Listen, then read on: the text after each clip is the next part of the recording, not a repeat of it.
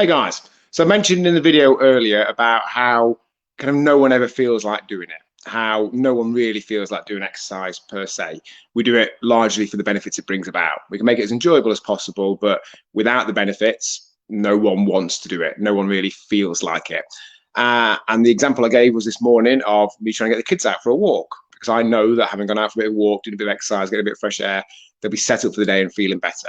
And invariably, whenever they go, they always feel better for it, and they're glad that they did. But they never feel like it to start with. And we went out for the walk. So me and the youngest were about to take the dog out for a walk, and then the eldest decided he wanted to come with us. He did the walk, and then he had to get back to start his homeschooling. So we stayed in the playground, me and the youngest, and had a bit of a play that we just got back from. And we were playing Big Bad Wolf, and that involved me going to various bits of play equipment and hiding within them as I'm one of the three little pigs. And then my youngest coming up and saying, let me in, and then huffing and puffing and trying to blow it down. And it eventually ended up with him in wolf jail, trapped inside one of the bits of equipment, locked up and needing to be rescued. And he decided at that point that I was Daddy Wolf and I need to come and rescue him as Baby Wolf. And his way of rescuing was to tunnel out and then climb on my back. So I said, "I'll get on in the piggyback." And he corrected me and said, "No, it's a Wolfie back." And I like that because I'm not a pig. I don't want to be a pig. I have no interest in being a pig. Being a wolf, that's much more like it.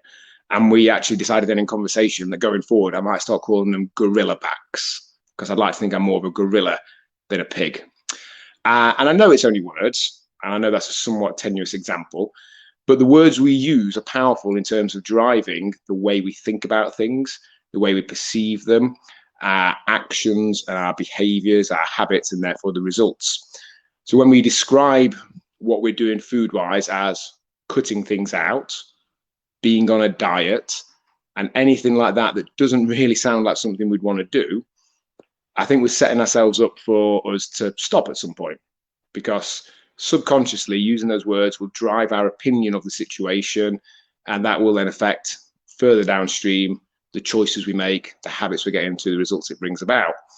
If we choose to frame it instead as more along the lines of just caring about what we put in our mouth because how it makes us look and feel, prioritizing our energy, doing what needs to be done so that we feel good, so we can do a good job of the things that are important to us, so we can give it our best as a husband, wife, parent, boss, employee, whatever it may be that's important to us.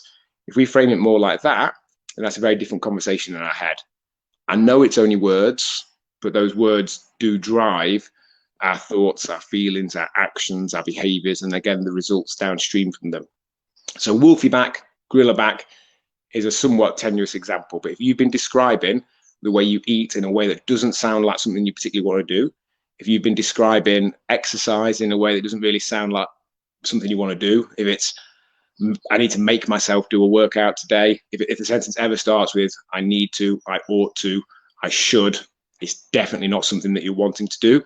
If we can reframe that and redescribe it in a way that isn't untrue, it has to be true, but just a different way of looking at it, but makes it feel like something that we would want to do because of that, how that description makes us feel about that thing, then we're way more likely to do it. So today isn't a day where I need to eat a bit less and I should do a workout and I ought to cut out X, Y, Z.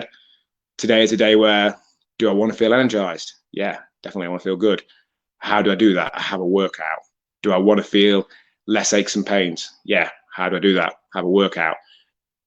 Just change the words, change the way we describe it, both in our head and verbally, and becomes a very different conversation.